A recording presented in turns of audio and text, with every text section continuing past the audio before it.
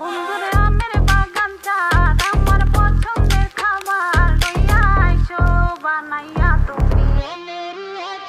বন্ধুর আমের বাগান চার আমার পছন্দের খাবার লইয়া আইসো বানাইয়া তুমি আমের আচার।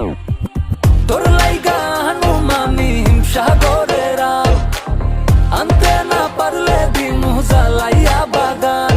চলো তুমি আমি ঘুরে আসি বেনারস, শুধু আম না আরো আছে আনারস। যা চাইবা তোমায় আমি তাই দিব, বড়